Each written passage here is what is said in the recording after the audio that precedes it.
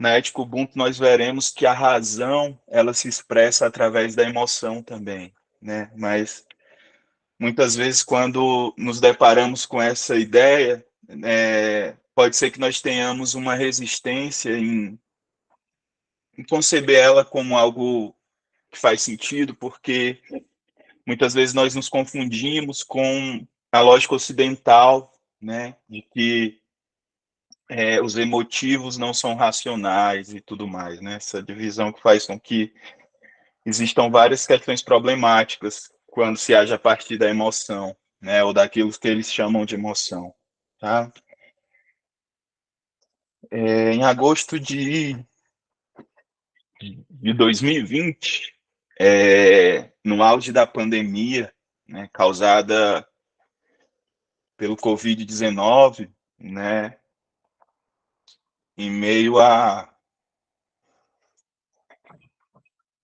tanta dor daquele momento, as incertezas, né, tanta notícia de morte, tanta notícia de tristeza, tanta notícia de pessoas queridas, né, que infelizmente não resistiram, não conseguiram ter acesso hábil, né, àquilo que poderia salvar sua vida, né, a vacina, diante de um caos gestado por um governo fascista, né, e diante da incerteza da vida, né, no meio do caos que foi, de toda dor e todo sofrimento, e estávamos todos, ricos e pobres, favelados e classe média, brancos, pretos, homens, mulheres, indígenas, africanos, né? Todos nós, animais humanos, né? Pessoas que são parte da natureza, estávamos sofrendo, né? De formas distintas, com a incerteza da possibilidade de permanecer vivos, né? Isso foi se agravando porque houveram recortes das pessoas que morreram primeiro, né? A primeira vítima do Covid-19 foi uma mulher negra que representa, ao lado de uma mulher indígena, né? Que representam as mães do Brasil, desse território que hoje, né, se convencionou a chamar de Brasil. Então, a primeira vítima foi uma empregada doméstica negra, né? E isso foi muito pontual para falar de uma estrutura social, né, de uma dinâmica de existência, de uma perspectiva de vida que não tem a vida no centro, né, que se distancia, né, isso que veio a se chamar de desenvolvimento, né, aquilo que não está envolvido com a vida, né, e que gerou inúmeras dores. Então, diante de todo esse caos que estávamos passando em 2020, em agosto de 2020,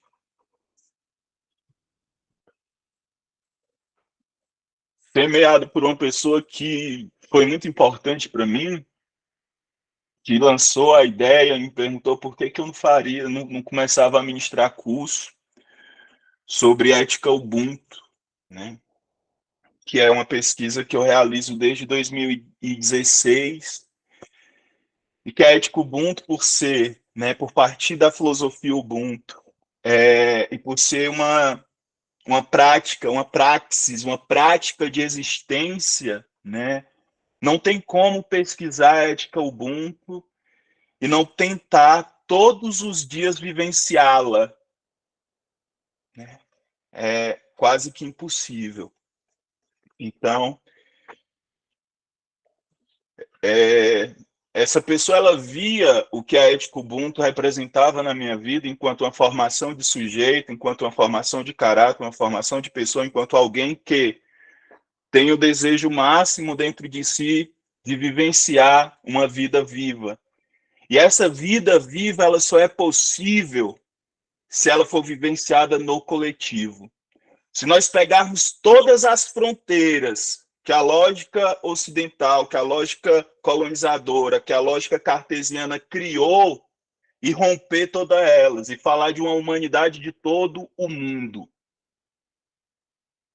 A gente só consegue adentrar e vivenciar a ética Ubuntu se nós superarmos todas as marcas causadas pelo sistema colonialista. E essas marcas são, inclusive, as diferenças de raça, as diferenças de gênero, as diferenças de classe, tudo aquilo que tenta nos distanciar enquanto partes integrantes da nossa ancestralidade maior, que é a natureza.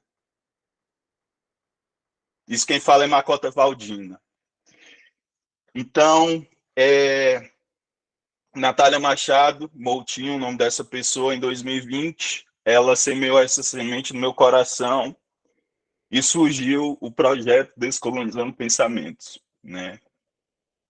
E durante esses 3 anos de existência do projeto, nós já tivemos mais de 700 alunos, né? Alunas, alunos, alunos, de todas as regiões do Brasil, de quase todos os estados, e de alguns países da Europa, de alguns países do continente africano, né? Nós chegamos em muitos lugares. Salve, professor Rodrigo, seja bem-vindo. E tive a oportunidade, através dessa travessia chamada Projeto Descolonizando Pensamentos, de conhecer inúmeras pessoas incríveis que foram agregando para que esse projeto chegasse até aqui. Não é fácil manter um projeto de forma autônoma, sem nenhum apoio de nenhuma instituição, como é o projeto Descolonizando Pensamentos, que trata da questão educacional como parte integrante de um processo de descolonizar a vida. Descolonizar a vida significa, antes de tudo, lutar para que todos os sujeitos, todas as partes integrantes da vida sejam de fato vividas, né? Que tudo aquilo que é excluído por conta que não tem uma valoração na estrutura que nós temos, que é isso que é excluído por essa estrutura sistemática possa ser visto enquanto uma possibilidade de vida. Então, a ideia do projeto Descolonizando Pensamentos é, antes de tudo, fomentar lugares de vida através das travessias que nós temos nos cursos. Então, essa é só uma pequena introdução. Nós temos um site, eu acho que todos vocês conseguiram chegar nesse site. Gente, quem chegou aqui acreditando que ia ter um encontro acadêmico, que ia ter uma aula acadêmica, fiquem à vontade, a qualquer momento que vocês quiserem, de sair. Nós não teremos um encontro acadêmico, nós estaremos pautados, estaremos alicerçados em produção científica séria, em pesquisa científica, mas existem ambientes acadêmicos que podem atender vocês melhor do que eu, tá? Apesar de ser uma pessoa que está na academia, de estar dentro desse espaço, o projeto Descolonizando Pensamentos não é isso, é outra coisa, tá? Não teremos certificado que você vai poder contar a hora lá no seu curso. Isso é outra informação importante. E isso também não é um discurso antiacadêmico, pelo contrário. Eu amo estar dentro do espaço acadêmico da forma em que eu acredito que precisa estar, né? Mas é só dizendo que existem outros lugares que também produzem conhecimento, e um desses outros lugares é o projeto Descolonizando Pensamentos. Quem quiser conhecer mais sobre o projeto, entra lá no nosso site, www.descolonizandopensamentos.com. Lá tem muitas informações sobre essa nossa trajetória. Vou soltar aqui uma novidade para vocês de primeira mão. Nós temos um grupo de estudo chamado Grupo de Estudos Rotas de Fuga. É um grupo aberto ao público. Os encontros são online, quinzenais, aos sábados à tarde. E esse grupo, ele é constituído por apoiadoras e apoiadores do nosso projeto, tá? Então, se você quiser conhecer mais, vai lá no nosso site, também tem informações sobre o grupo de estudo. É um grupo muito potente, né? Enfim, não vou falar dele aqui hoje nem agora. E tem uma outra novidade que nós estamos lançando, um novo projeto chamado Podcast Rotas de Fuga. Por que rotas de fuga? Eu acredito que durante esses 2 encontros vai dar para a gente entender que nós estamos em fuga, né? Estamos em fuga no sentido de estarmos na busca de lugares de vida.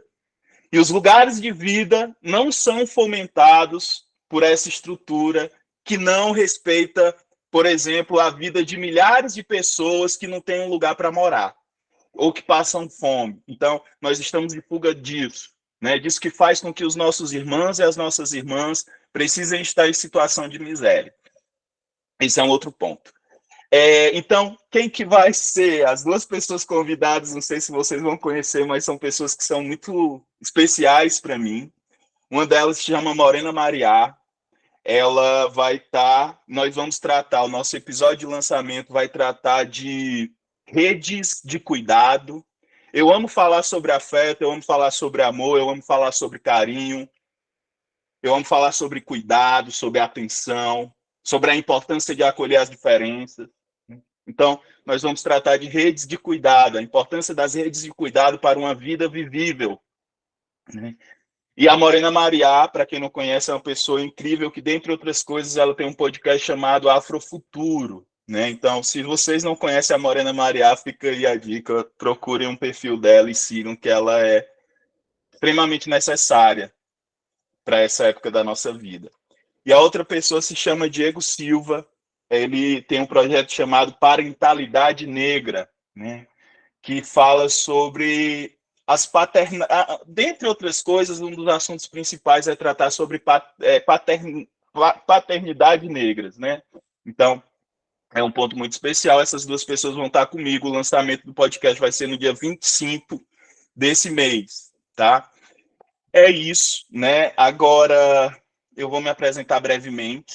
Né? Quem sou? Né? Quem sou eu? Essa pessoa que fez com que vocês estivessem aqui hoje, e que honra minha, que alegria minha, né, que vocês estejam aqui.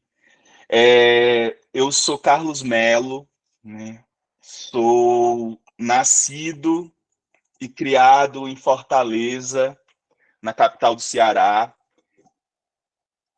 um tanto nômade desde a infância, né, eu sou filho da dona Tica, Francisca Ferreira, né, uma mulher que só pôde estudar até a 4ª série, e que começou a trabalhar aos 9 anos de idade, né? Por isso não pôde continuar seus estudos, e que fez tudo que pôde para que hoje eu seja essa pessoa que está aqui, né, nessa tela diante de vocês, e que por ser uma mulher que me criou sozinha, a gente teve que morar em várias favelas de Fortaleza, então eu não tenho um ponto específico, mas eu morei em várias favelas de Fortaleza, entre elas o Pirambu, né, que é um lugar que eu amo de coração.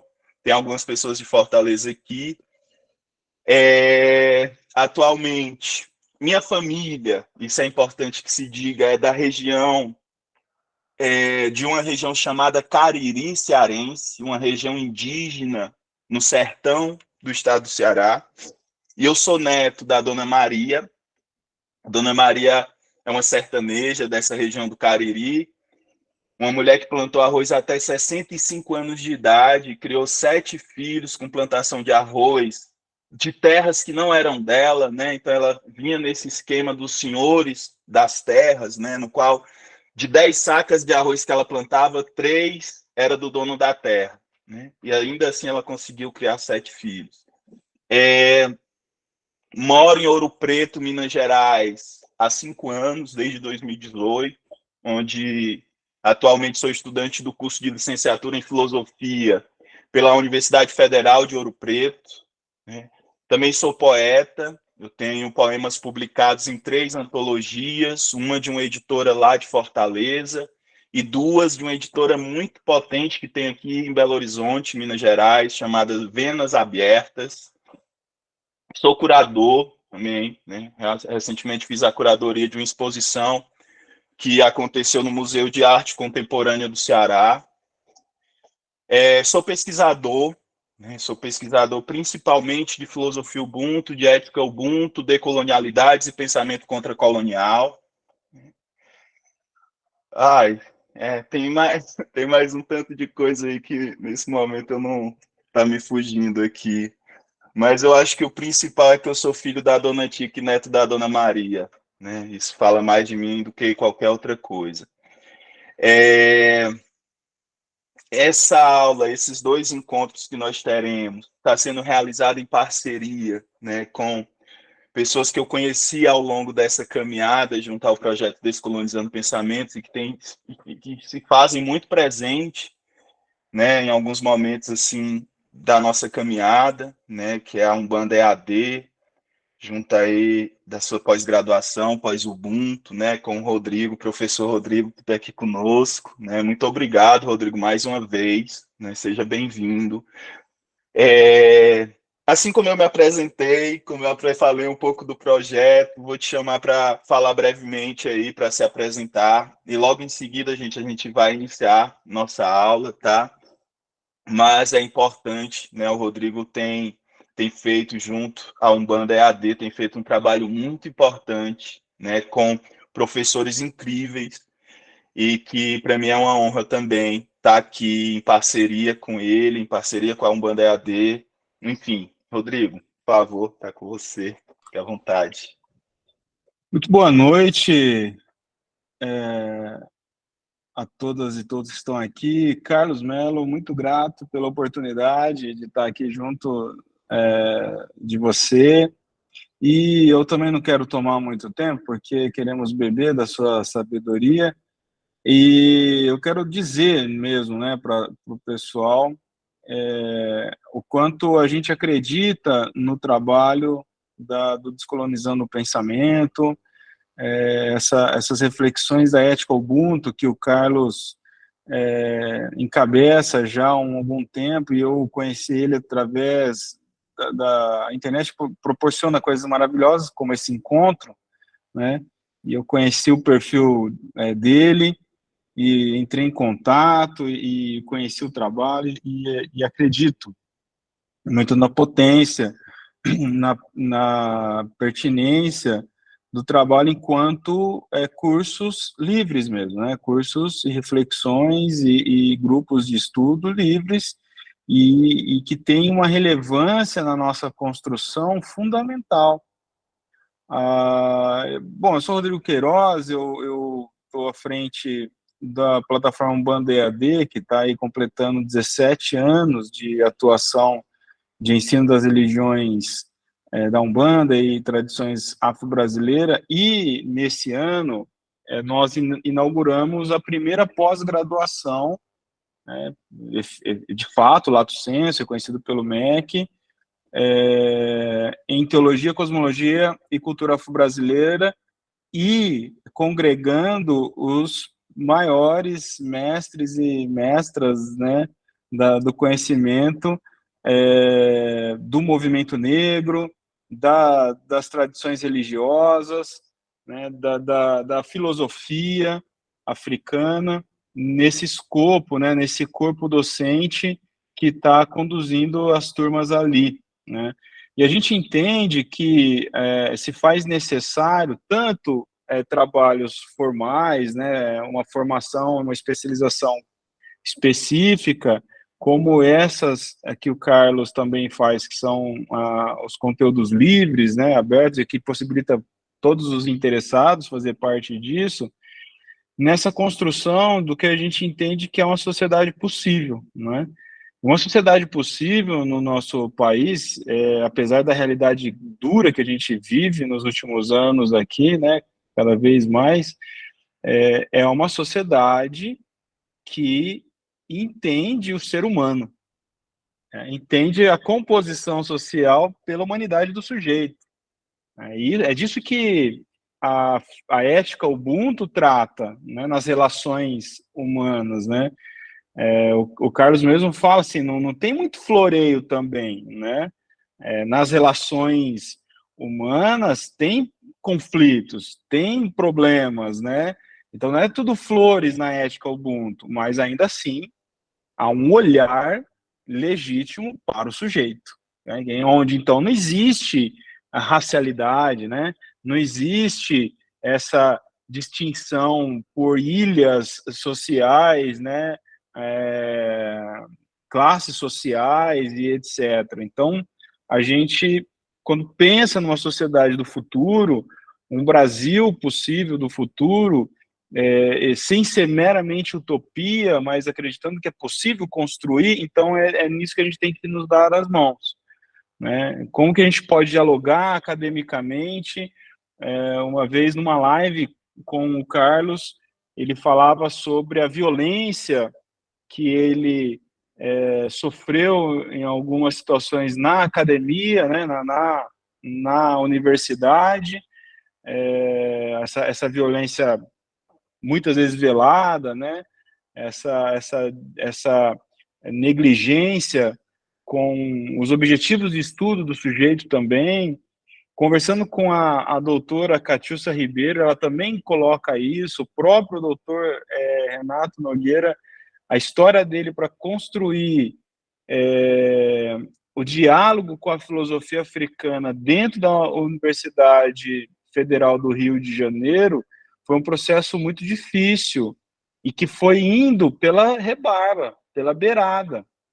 Então, isso que o Carlos produz aqui é o caminho que outros griots, né, outros sábios fizeram para poder, em algum momento, tornar evidente a relevância. Então, Carlos, nós te apoiamos e é verdadeiro porque acreditamos no seu propósito, assim, de verdade, você transpira a verdade, desejamos o maior sucesso para você e queremos estar junto, e tudo que tiver ao nosso alcance para promover o seu trabalho, a gente realmente faz questão, porque vem ao encontro, soma em tudo isso, e sempre que for possível vou querer dialogar com você, a gente vai querer que você esteja aqui junto com a gente.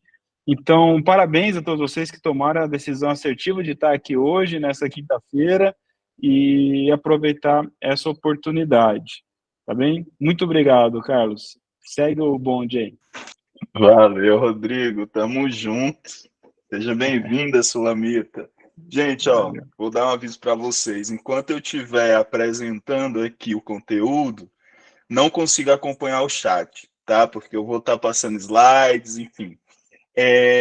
Vamos começar, então, esse encontro de fato, né? Que ele já começou no dia 7 de setembro, que eu mandei umas mensagens no WhatsApp, eu acho que não sei se todo mundo ouviu, mas a intenção era que quem realmente estivesse no propósito de entender e conhecer um pouco mais sobre essa ética desenvolvida ao longo de 5.000 anos por povos que foram denominados depois como sendo povos bantus, né? Certamente ouviu. Né?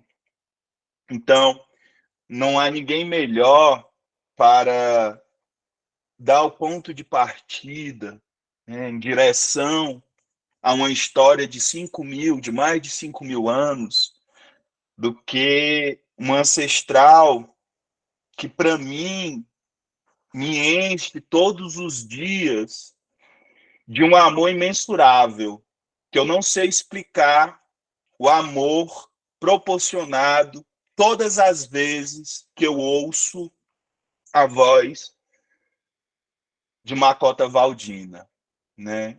Então, vou pedir licença para vocês, com muito carinho, para que Makota Valdina nos fale um pouco sobre a importância de reverenciar e de dar atenção para os povos banto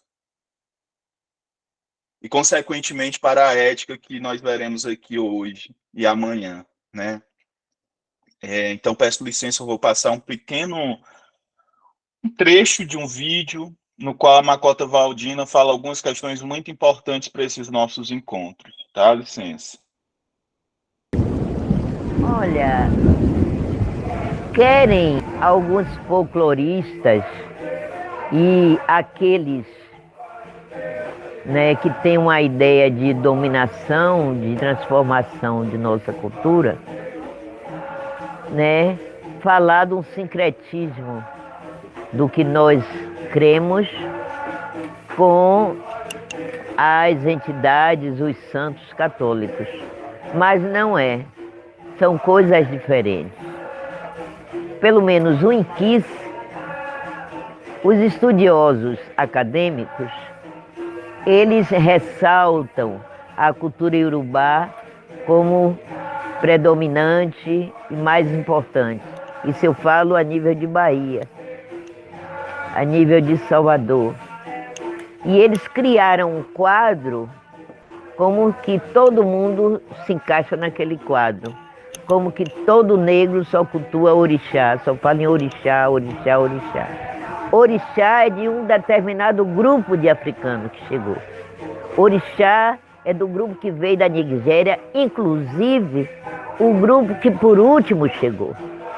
Mas os primeiros chegados e que chegaram ao longo de todo o tráfico até o fim, foram justamente africanos que vieram do Congo, Angola, né? Alguns de Moçambique, mas sobretudo Congo, Angola, aquela região de África. Então, eles que trouxeram terminologias que influenciaram o português falado no Brasil, né? E os acadêmicos criaram um sistema de orixás e que começou a propagar, né, por toda a diáspora, parecendo que todo negro, né, era tudo igual. Que orixá, e aí pintam o orixá, né, como forma e dando muita humanidade, como se fossem iguais aos santos, pessoas que viveram e que depois se tornaram orixá. Nós que somos angoleiros pensamos diferente.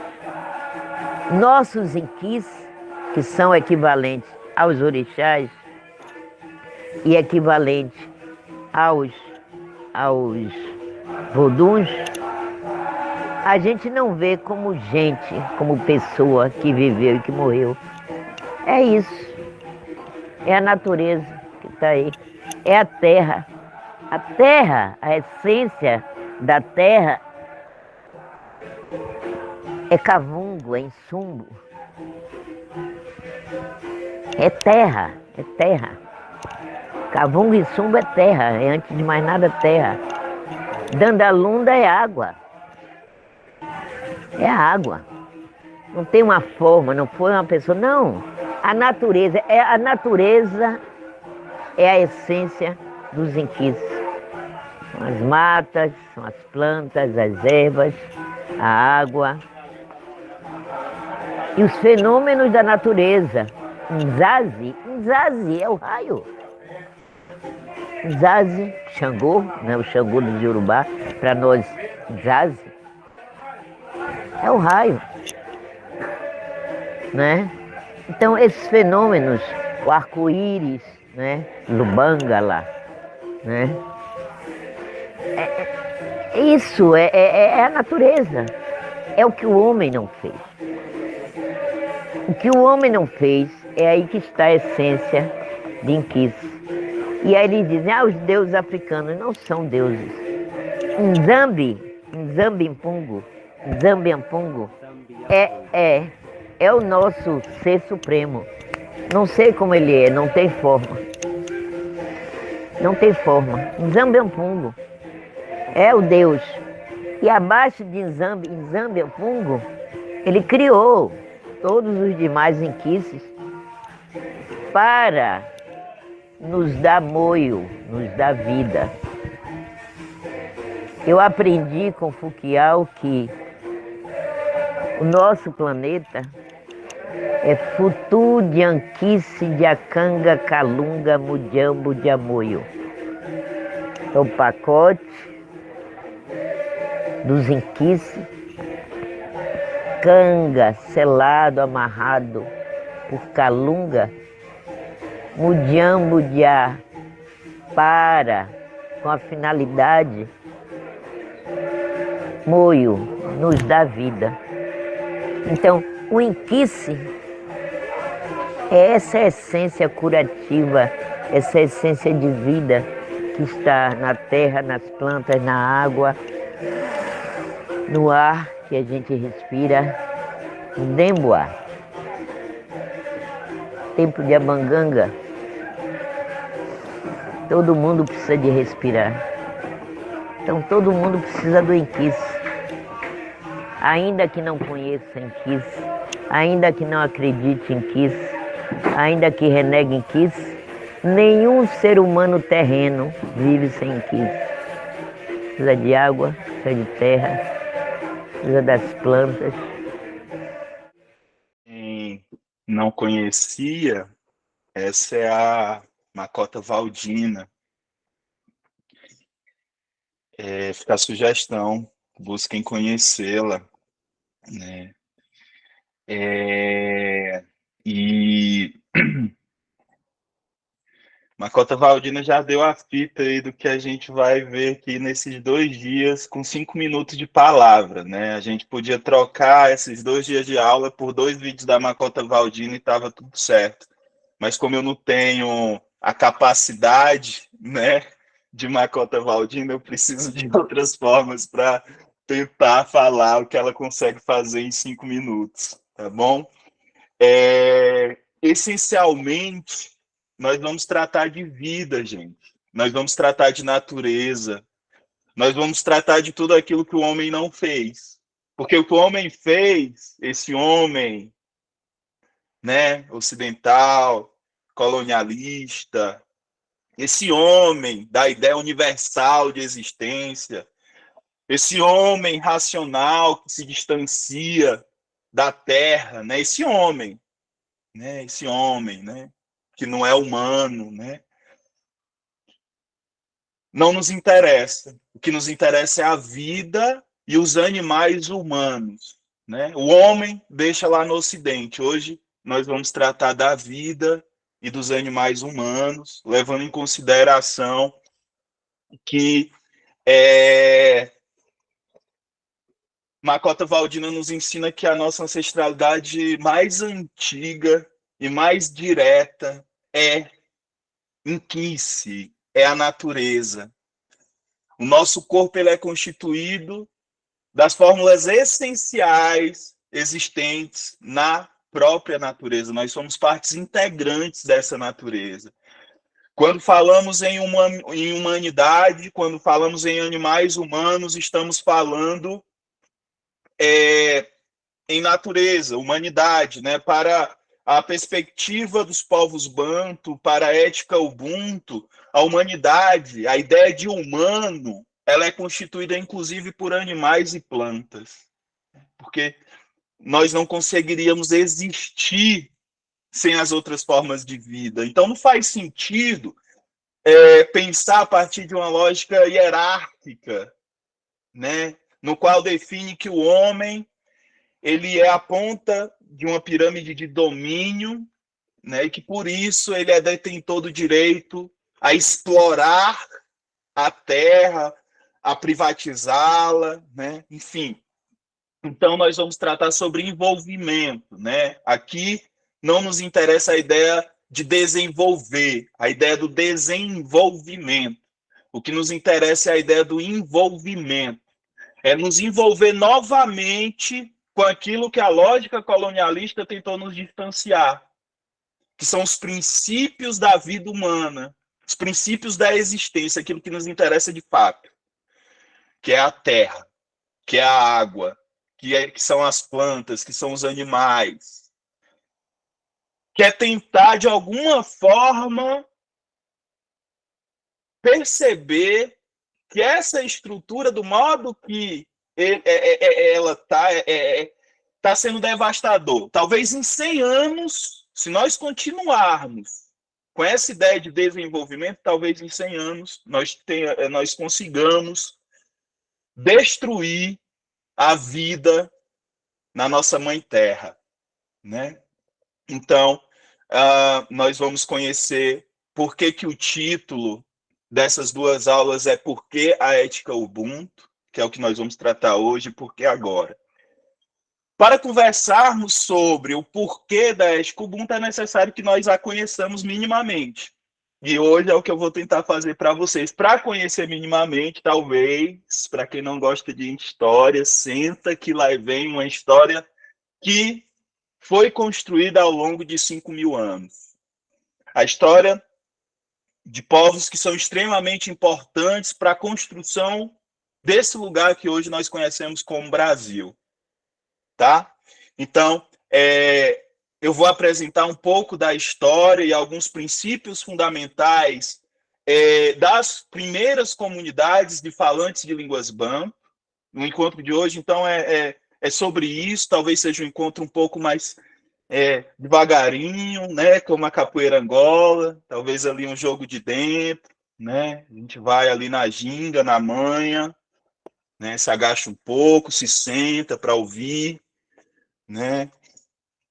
Para que nós possamos nos aproximar de Ubuntu, dessa palavra que foi tão propagada no pós-apartheid da África do Sul e que teve o seu sentido tão esvaziado, que chegou em nós de uma forma totalmente romantizada ou esvaziada, ou pelo menos na maioria de nós, né? Então, para que nós consigamos nos aproximar de forma coerente dessa ética, é necessário primeiro que a gente conheça, assim como eu pude me apresentar, assim como eu pude apresentar um pouco do projeto Descolonizando Pensamentos para vocês, é necessário que nós apresentemos um pouco da história dos povos falantes de línguas banto.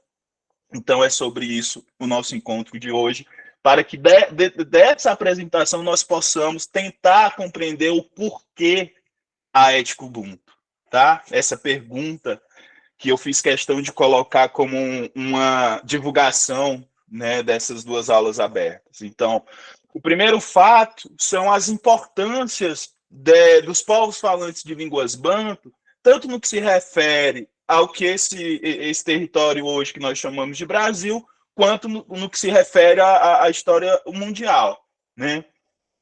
Então, para começar, o Ney Lopes, né? O Ney Lopes, ele é uma referência aqui do nosso país sobre pesquisas de falantes de línguas banto.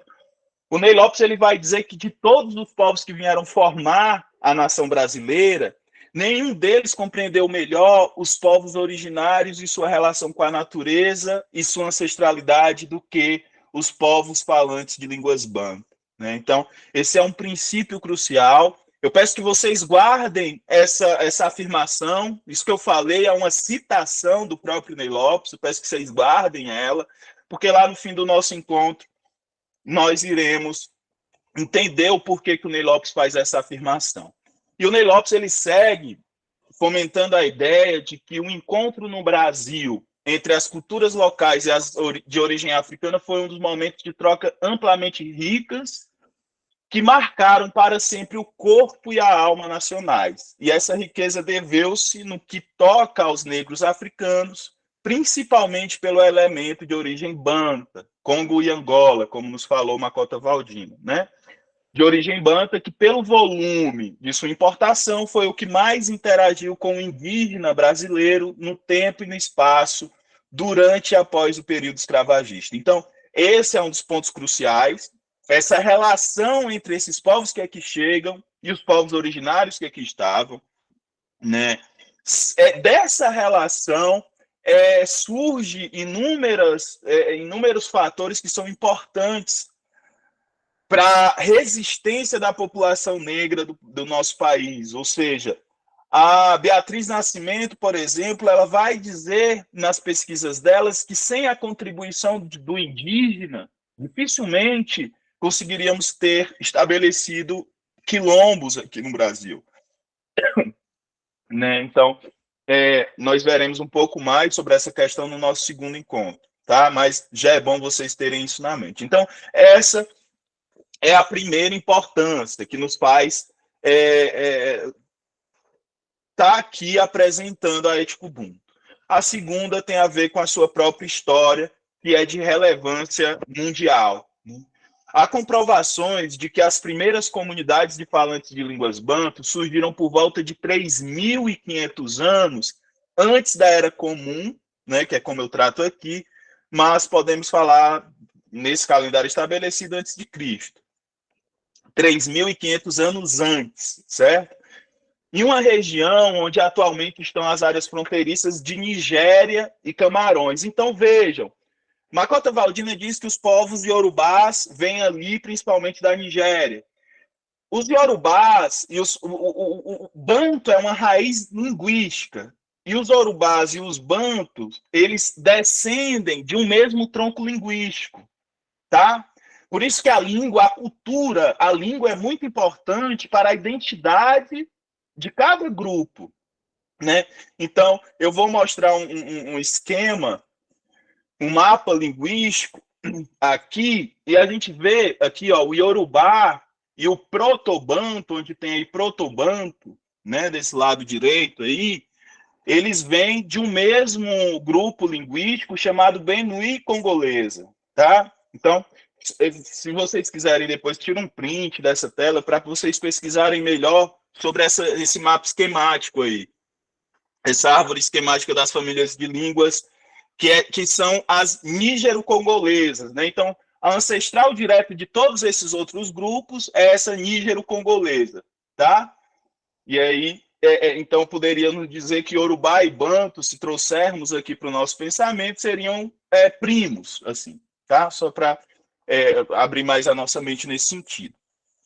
É importante ressaltar, portanto, que o Banto é um grupo etnolinguístico, ou seja, são povos unificados pela língua, pela linguagem, etnia, cultura e pela percepção de mundo, né? Que é aquilo que nós chamamos de cosmopercepção, ou seja, um modo de estar no mundo faz parte dessa conexão de pessoas que se tornam um grupo etnolinguístico, tá? É uma parte essencial, né? Então, é importante também dizer que atualmente existem cerca de 2.000 línguas faladas no continente africano, e cada uma dessas línguas pertence a uma das 4 principais famílias de línguas, sendo elas nilo-saariana, afroasiática, coisã e nígero-congolesa. Como a nossa aula é sobre os povos bantos, sobre a étnica ubuntu, o que nos interessa aqui é a nígero-congolesa, tá? Os falantes bantos são descendentes dos Benue Congo, como está aí no mapa esquemático. São descendentes diretos dos Benue Congo, que, por sua vez, descendem das nígero-congolesas, né? O seu ancestral mais antigo são os nígero-congoleses, que a história remonta a 10.000 anos antes da Era Comum.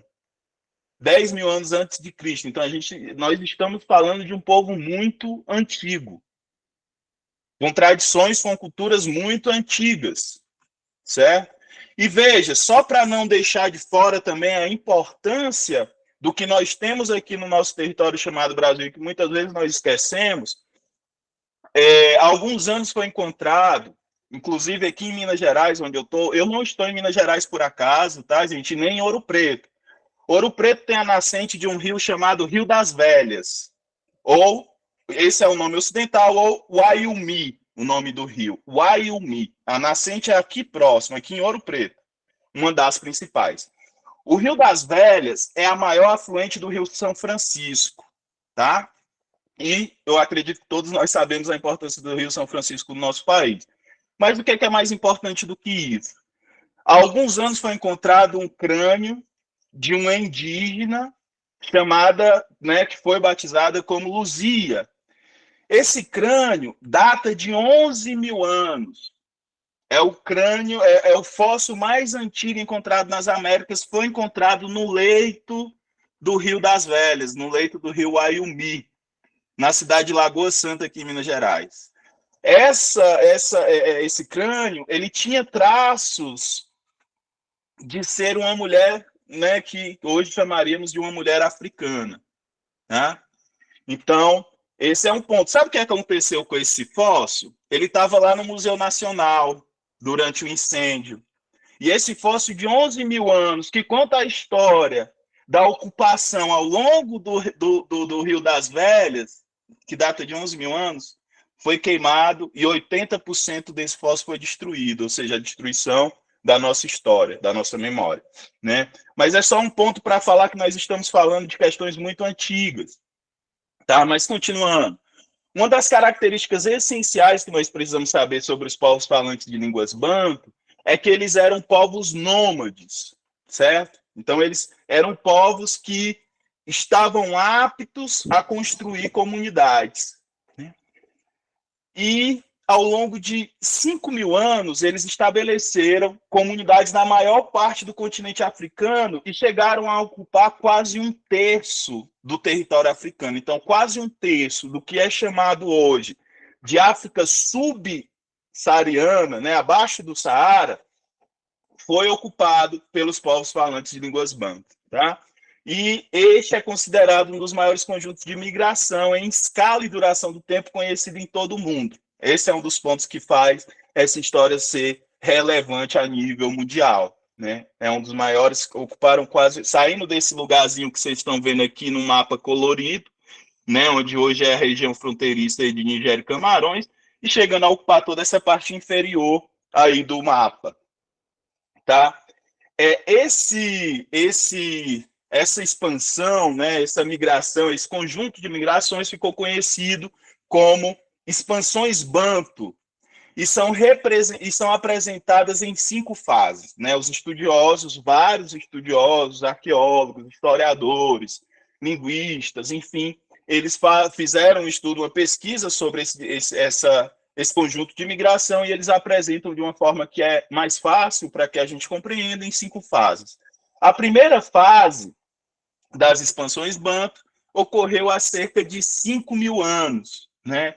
E aí, algumas características dessa primeira fase foi a criação de tecnologias que transformaram as suas primeiras aldeias em centros sustentáveis. E aí, quais foram essas tecnologias? Isso a gente está falando de cerca de 5.000 anos, gente. Quais foram as tecnologias? Construção de canoas, pesca com anzóis, armadilhas e cestas, agricultura mista, artes com cerâmica e apicultura. Todas essas tecnologias foram criadas por eles nesse primeiro período, né, ou seja, cerca de 5.000 anos. E essas técnicas, elas são consideradas pelos os pesquisadores como sendo técnicas revolucionárias para esse período. O segundo período das expansões bantu ocorreu de 3.000 a 2.000 anos antes da Era Comum, certo? E aí, esse período ficou reconhecido, uma das características principais foi a criação de técnicas de plantio, novas técnicas de plantio. Essas técnicas, as técnicas que foram criadas nesse período, tornaram-se uma das principais bases econômicas das comunidades bantu. Depois a gente vai entender o porquê de tratar como uma base econômica, tá? E aí, algumas dessas técnicas desenvolvidas nessa segunda fase, ou seja, de 3.000 a 2.000 anos antes da Era Comum, elas permanecem sendo utilizadas até hoje na agricultura. Tá? Então, quando o Ocidente vem com essa ideia, né, de que não, o continente africano era subdesenvolvido, né? Não, nós éramos envolvidos mesmo, envolvidos com a terra, é isso, né? Eles não compreendem esse princípio de envolvimento, de respeito. Quando eu falo em base econômica, eu vou tratar aqui mais adiante o que eu quero dizer, porque tem a ver com as relações interculturais, tem a ver com o modo de relação que é desenvolvido pelos povos falantes de línguas bantu, tá? A terceira fase, ela ocorreu de 2.000 a 1.000 anos antes da Era Comum, e nesse período, os povos falantes, né, de línguas bantu, eles encontraram, e aqui é onde entra essa parte importante, eles encontraram diversas comunidades de povos com origens culturais e linguísticas distintas, né? E esses encontros, eles permitiram, e aí guardem isso com vocês, porque é um dos princípios da ética Ubuntu, tá? Que é as interações interculturais. Essas relações, né, essas interações, essas relações interculturais transformaram significativamente a produção de alimentos, né? E, além disso, essas relações, as relações dos povos falantes de línguas bantu com povos de culturas distintas, ou seja, diferentes das suas, agregaram influências nos padrões de assentamento e no crescimento populacional, inclusive influenciando na própria língua desses povos, né?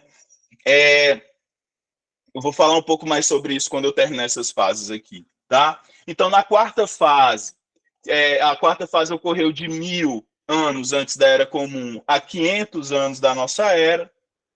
E nessa fase, esses contatos interétnicos, contribuíram para a diversidade encontrada nas histórias, línguas e culturas banto.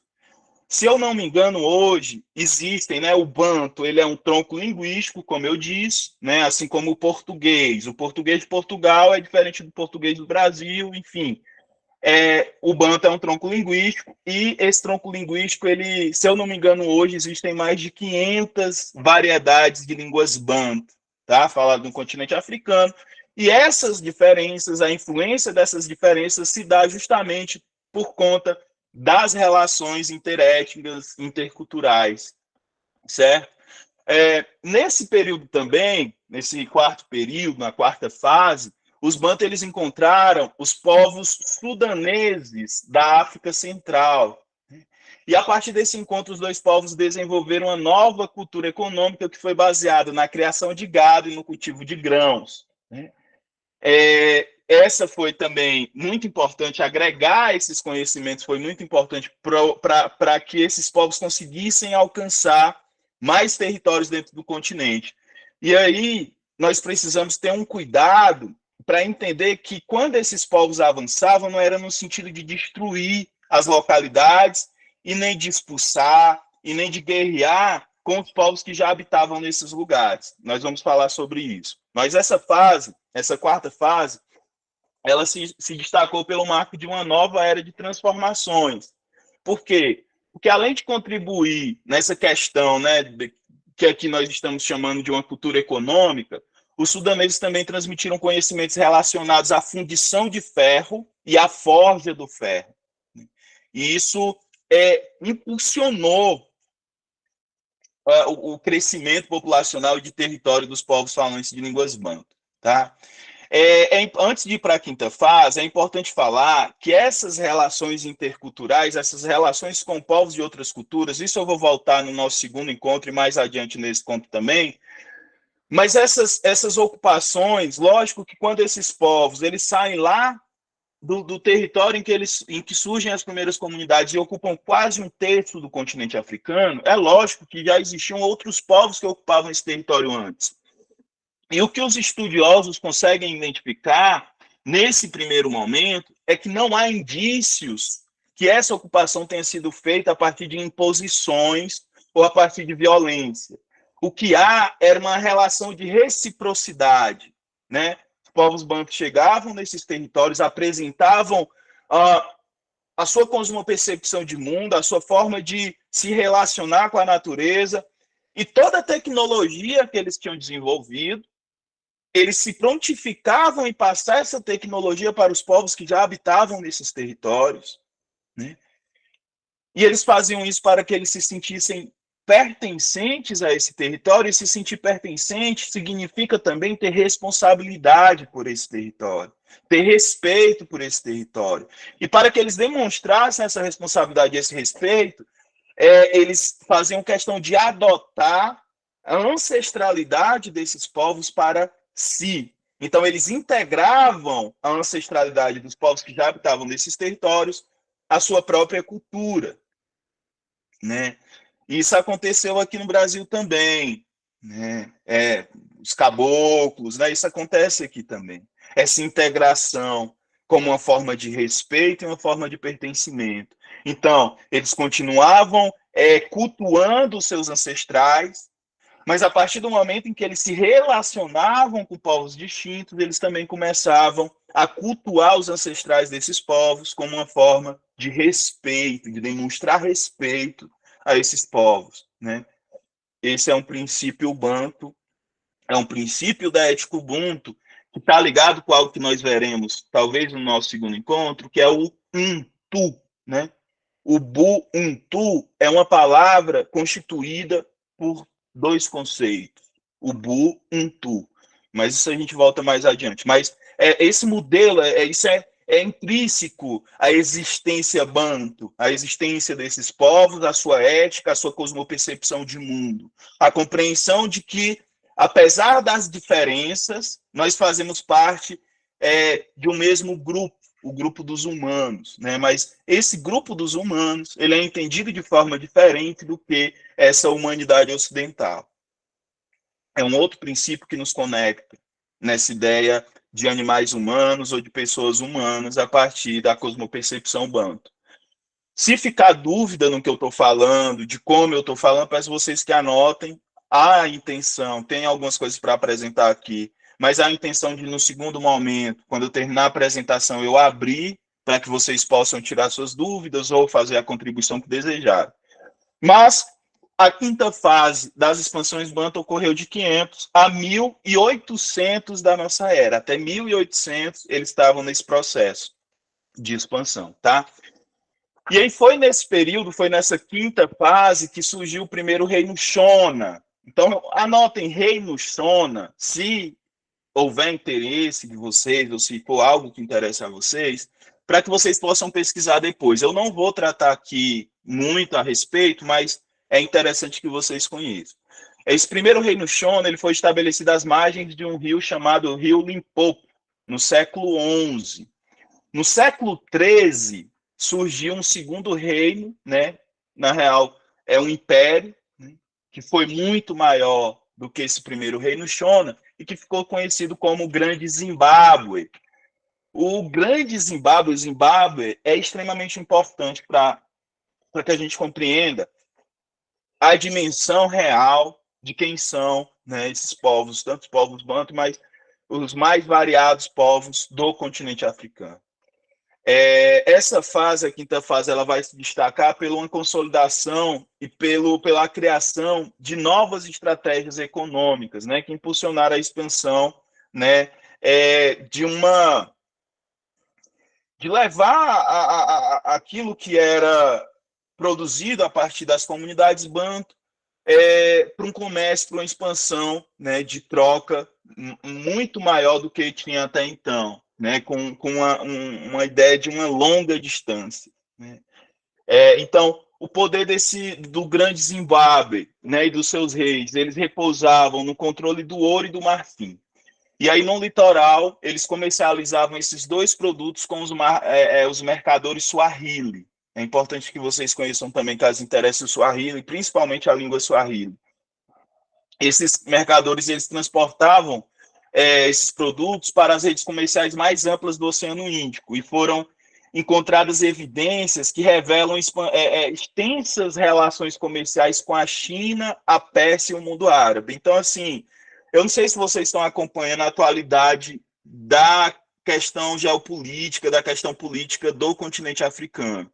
Mas essa relação comercial entre o continente africano e a China não é nova, tá, gente? A gente está falando aqui de 500 a 1.800 anos da nossa era. Então, até 1800, já existia esse comércio entre o Zimbábue, por exemplo, e a China. Isso há vestígios. Mas vamos passar, né? O Grande Zimbábue ele é considerado a maior e mais importante construção de toda a África subsaariana e uma importantíssima herança dos povos falantes de línguas banto. Por isso que é importante vocês terem dimensão, né? A questão socioeconômica ela vai colocar esse império entre as maiores e mais elaboradas sociedades políticas do seu período, né? Sendo comparado, inclusive, em questão de poder, né? Em questão de expansão, em questão de cuidado com a sua população, se fôssemos fazer uma comparação com os grandes reinos europeus aí, tá? Mas essa é só uma parte da história. E agora, sim, para que nós tenhamos tempo para discutir, eu vou passar para as questões relacionadas a estruturas sociais. Isso nos interessa muito para entender o porquê a ética Ubuntu, essa pergunta do nosso primeiro encontro, e para entender no nosso segundo encontro o porquê agora, tá? Então, nesse momento nós vamos pensar, nós vamos apresentar um pouquinho das questões relacionadas a estruturas sociais, relações políticas, filosofia, modos de existir e cosmopercepção, que são princípios fundamentais da ética Ubuntu. Pesquisas realizadas por toda a África de língua banto revelam que as estruturas sociais das comunidades banto estavam alicerçadas na heterarquia, tá? Vamos entender o que é essa heterarquia, porque essa heterarquia é um dos princípios fundamentais da ética Ubuntu. Então, a heterarquia é um modelo de organização horizontal e relacional que é fundado em redes, por isso que eu tenho tratado de redes de cuidado, redes de afeto, né? Então, é um modelo de organização fundado em redes, ao invés de essencialmente vertical e hierárquico. Trata-se, portanto, de um modelo relacional. As relações são um princípio da ética Ubuntu também, nós veremos isso mais adiante, né? Mas é um modelo relacional que fazia com que os membros das comunidades desenvolvessem suas relações e ações baseadas em princípios coletivos, ou seja, o bem-estar coletivo ou bem viver, né? O que é benéfico para a coletividade sempre vai ser maior do que o indivíduo, né? Então, coletividade ela sempre vai ter mais atenção, as questões serão sempre mais direcionadas a benefício da comunidade, da coletividade, do que de um sujeito ou de um grupo de sujeitos, que é o que acontece nessa estrutura social que nós vivemos hoje, né? Principalmente com a ideia da família nuclear, enfim. As pessoas que ocupavam posições de autoridade ou de poder, né, nessa estrutura, elas participavam de sistemas horizontais, entrelaçados e difusos por natureza. O que isso quer dizer? Isso quer dizer que o poder inflexível, vertical e linear, concentrado em uma única pessoa, um grupo, não parece ter sido comum na antiga tradição histórica Banto. Não fazia sentido concentrar um poder nas mãos de uma pessoa ou de um grupo de sujeitos. Esse é um dos princípios, tá? Heterarquia, guardem, depois a gente aprofunda mais sobre essas questões. Mas evidências vão demonstrar, evidências arqueológicas, evidências científicas demonstram que a linhagem, o pertencimento e a heterarquia explicam os princípios fundamentais dos processos de expansão e das ações dos falantes de línguas banto, né? Então, a língua como base comum, né? A língua é uma das questões que conecta esses povos enquanto um grupo etnolinguístico, né? Então, a língua como uma base comum e fundamental representa a interseção entre a família, o pertencimento e a prática espiritual. A prática espiritual ela vai estar se ligando de forma muito importante, talvez uma das mais importantes, a questão da ancestralidade. E lembremos, né? Makota Valdina nos deu a ficha aí. Ancestralidade, nossa ancestralidade mais antiga é a natureza. Então, eu tenho que me relacionar com a natureza, enquanto aquela minha ancestra, por exemplo, no meu caso, a minha avó Maria, talvez seja, na ideia de amor que eu tenho, a pessoa que eu mais amo, né? Ela já é ancestral, ela já está na dimensão ancestral, mas é a pessoa que eu mais amo na minha vida.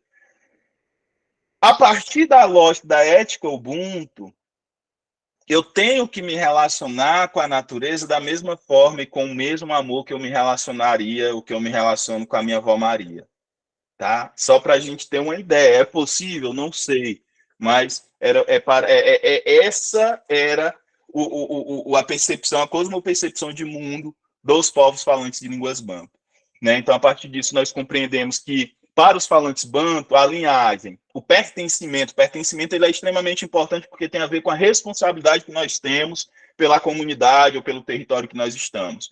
O pertencimento e a heterarquia, eles eram elementos interrelacionados e complementares, né? Não fazia sentido eles estarem sendo divididos assim.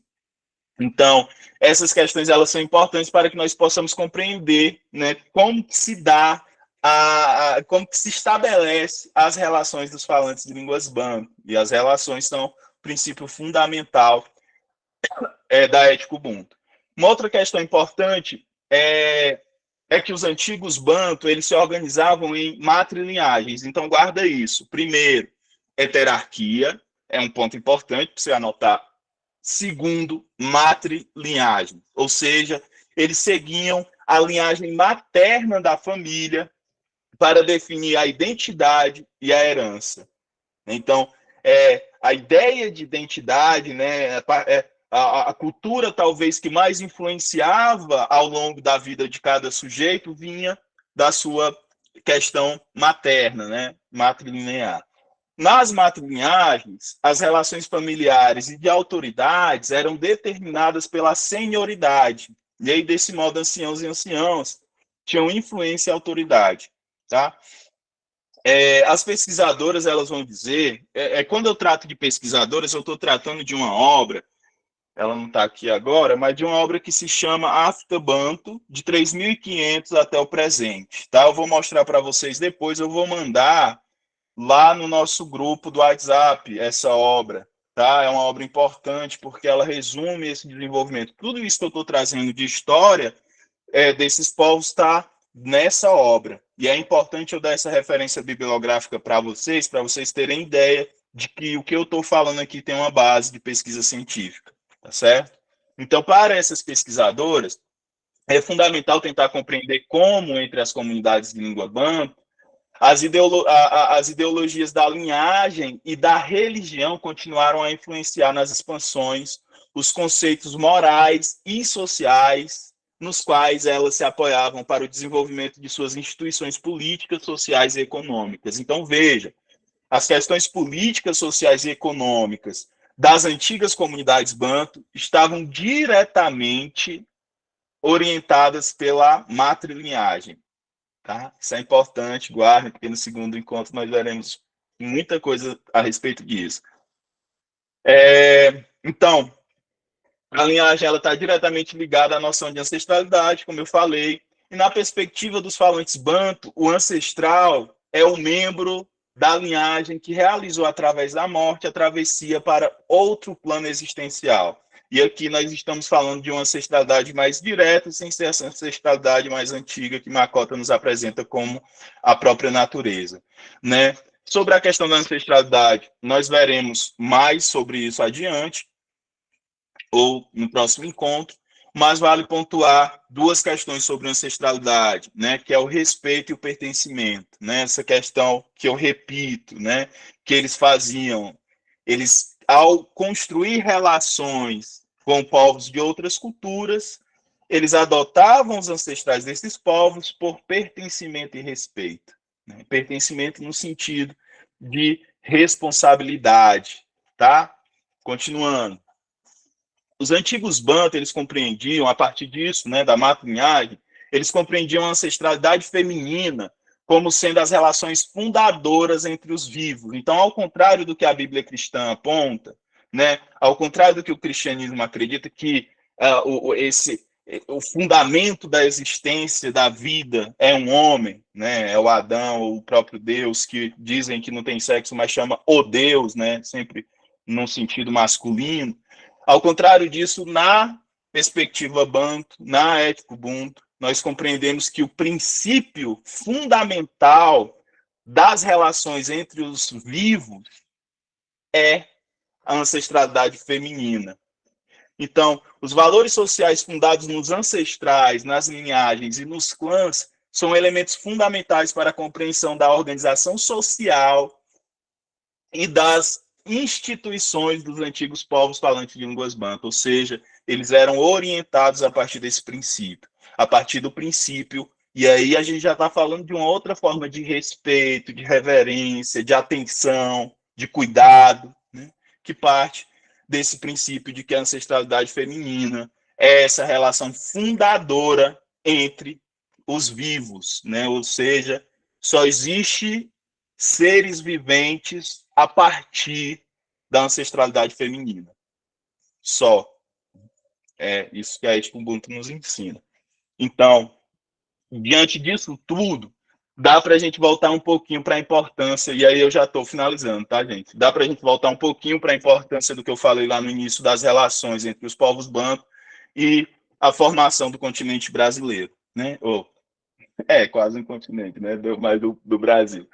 O Ney Lopes, ele pondera que foi de posse, e aqui eu cito o Ney Lopes, tá? Foi de posse de crenças e tradições assim estruturadas que os bantos aqui escravizados encontraram os donos originais da terra brasileira. Né? Então, essas crenças, essa cosmopercepção de mundo dos povos banto, encontraram algo muito semelhante aqui junto a alguns povos indígenas, né? E aí desse encontro surgiu uma atitude de consideração e reverência que gerou alianças simbólicas e concretas. Por isso que eu, quem sou eu diante das duas pessoas que eu vou citar aqui, mas que eu, da Mameto Beatriz Nascimento e o nosso griot Abdias Nascimento, falam da importância das pessoas negras se juntarem aos indígenas nos processos de retomada desse território.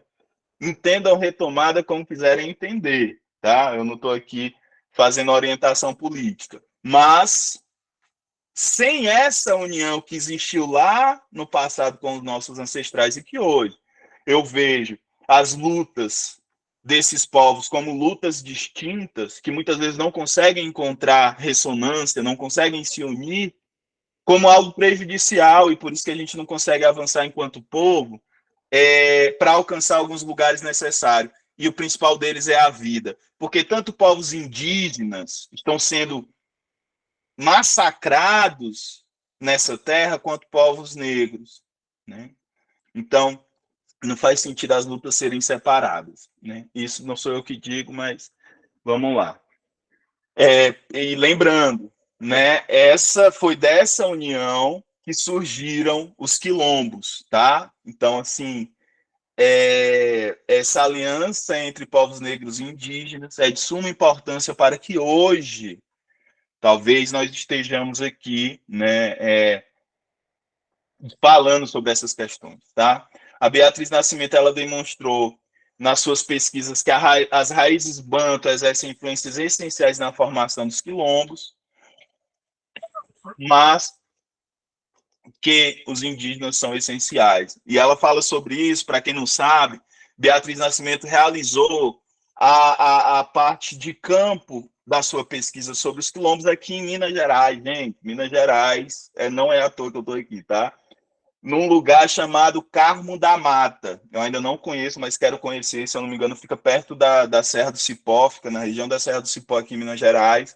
E ela foi até esse lugar, chamado Carmo da Mata, fazer uma pesquisa relacionada ao quilombo, e ela identificou essa importância indígena, né, através dos povos chamados puris, né, indígenas, puris, que povos indígenas que habitam em vários estados aqui da região do Sudeste, mas que esses povos foram essenciais, né, para a criação do quilombo de Carmo da Mata.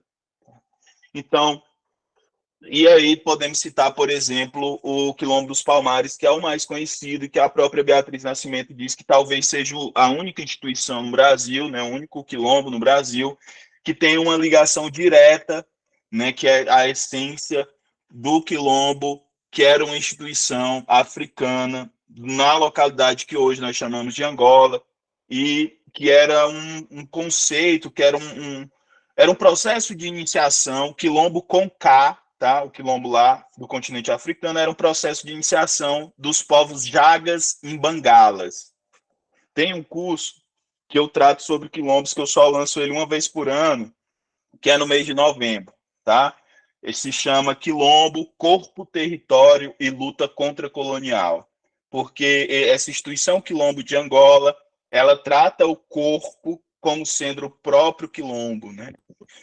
Enfim, do exemplo do Quilombo dos Palmares, o Abdias Nascimento desenvolveu a proposta do quilombismo. Quem não conhece o quilombismo ainda é essencial, uma obra essencial para que a gente trate de qualquer questão relacionada, para mim, pelo menos, relacionada à ética Ubuntu, tem que passar pelo quilombismo, tá? Porque não que traga questões históricas e tudo, mas que trata a questão para o nosso tempo. E a ética Ubuntu é sobre isso, é sobre tratar do agora. É pegar referências, é observar, é o movimento de Sankofa, para quem conhece o que é Sankofa, tá?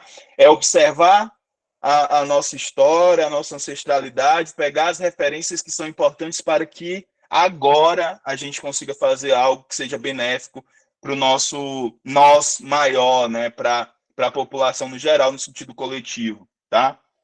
Então,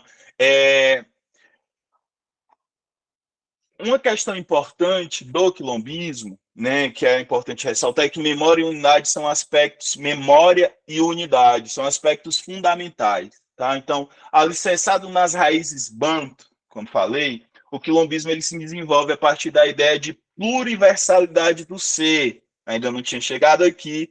O que eu falei para vocês? Heterarquia é um alicerce fundamental. Matrilinhagem, né, ou o termo coló, que é a compreensão da ancestralidade feminina como sendo a relação fundadora entre os vivos, é o segundo ponto essencial para vocês anotarem. Pluriversalidade é um terceiro ponto assim, fundamental para que no próximo encontro nós possamos pensar no porquê a Ética Ubuntu agora, tá? E além desses três, tem dois que eu não falei aqui, que é o movimento. O movimento é um princípio fundador da Ética Ubuntu, e nós vamos entender esse movimento no próximo encontro. E o outro são as relações. Apenas em relação é que algo existe, tá? Então, sem relação, não há Ética Ubuntu.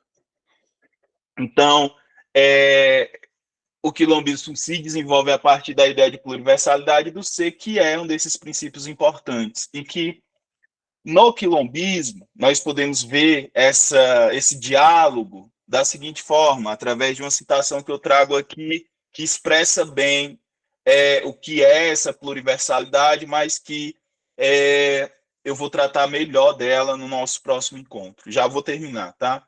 Então, e aqui eu cito Abdias Nascimento. Prestem atenção. A diversidade é a condição mais universal da existência humana. E a riqueza da experiência humana deriva largamente da interação e intercâmbio entre culturas específicas. O legítimo objetivo revolucionário, ao contrário de erradicar as diferenças entre culturas e identidades, seria antes cultivá-las e respeitá-las para que as diferenças não sejam transformadas em pedra fundamental da opressão, da desigualdade de oportunidades ou da estratificação social e econômica. Fim de citação. Ou seja, ao contrário daquilo que o Mbembe, para quem não conhece, aquele Mbembe é um filósofo camaronês. Ele tem uma obra chamada Políticas da Inimizade. Falando de forma muito resumida, em Políticas da Inimizade, o Mbembe ele traz a ideia de que na atual conjuntura, no atual modo de existência capitalista, as diferenças elas são identificadas como linhas de fronteira, ou seja, aquilo que me distancia do outro, aquilo que me faz diferente do outro é aquilo que me distancia do outro, e isso faz com que muitas vezes eu já parta de um lugar de preconceito, né? Por isso, Políticas da Inimizade, e essa diferença enquanto uma linha de fronteira gera inúmeras violências. Na Ética Ubuntu, pelo contrário, as diferenças são vistas, primeiro, enquanto pontos de agregação, algo que pode agregar para o benefício da coletividade, da comunidade, porque tem a ver com reconhecer a existência do outro. Nós vamos falar isso no nosso segundo encontro, essa necessidade de reconhecer a diferença, né? Essa importância, e não se reconhecer, mas buscar dialogar com essa diferença e integrar essa diferença, desde que ela não seja prejudicial para a coletividade, tá? Mas, ao contrário da lógica das políticas da inimizade das linhas de fronteira, eu não observo o outro a partir daquilo que é diferente, eu observo o outro a partir daquilo que tem de semelhante, que é o que nós podemos chamar de pontos de convergência. Nos aproximamos a partir daquilo que nos aproxima, de fato, né? E tem um princípio fundamental nesse reconhecimento. Quando talvez você já tenha ouvido sobre o Ubuntu, a frase "eu sou porque nós somos", tem a ver com isso. Mas ela não pode ser esvaziada desse jeito, então ela é muito mais do que isso. Mas tem a ver com esse princípio, tá? De buscar me aproximar do outro a partir dos pontos de convergência, ou seja, das semelhanças que temos, e há uma semelhança fundamental que conecta todas as vidas, todas as vidas, elas se conectam a partir de um princípio fundamental, que eu não vou falar agora, vou falar no nosso próximo encontro, E esse é o ponto de convergência principal entendido pelos povos falantes de línguas banto, tá? Pelo menos os antigos. Então, por fim, para terminar, né, eu queria resumir, assim, falar em resumo que o quilombismo, por que o quilombismo é importante para falar do agora, né? E aqui eu cito o próprio Abdias Nascimento no quilombismo, tá? O quilombismo é o fundamento de uma teoria e proposta afro-americanas de organização sociopolítica para os nossos países, baseada em nossa própria experiência histórica. O quilombismo propõe, em síntese, um socialismo democrático e descentralizado, com ênfase na propriedade coletiva da terra, nas realidades pluriculturais e multiétnicas das sociedades americanas e nas necessidades de respeito à pessoa dos descendentes de africanos e dos povos indígenas, bem como de reconstrução das histórias e dos valores culturais não europeus. Essa formulação de valores implica uma posição articulada de defesa do meio ambiente, defendendo a harmonia com a natureza, e um conceito crítico de desenvolvimento, focalizando principalmente a distribuição mais justa da renda, com acesso a emprego, moradia, serviço de saúde, educação e ensino não eurocentrista para todos. Trata-se de uma forma de administração e organização nacional que leva em conta as necessidades de populações específicas no contexto multirracial. Então, assim, só esse resumo, ele já traz aí diversos pontos, né, diversas questões que estão diretamente relacionadas aí com a ética Ubuntu, tá, gente? Então, para pessoas resistentes que ficaram até esse momento aí, né, ouvindo, eu sei que não é fácil estar aqui ouvindo através de uma tela durante quase 2 horas, né, cansativo, ainda mais depois de um dia de trabalho, né, um dia de trabalho que muitas vezes é cansativo, mas é isso, gente, obrigado a vocês que estiveram aqui até esse momento, né, espero, tá aberto para de vocês, quem quiser fazer algum comentário, tirar alguma dúvida, fazer alguma contribuição, enfim, fiquem à vontade, tá? Espero que tenha sido um bom encontro, né? Espero que tenha chegado a vocês de um modo agregador, né? Essa ideia, agregar, né?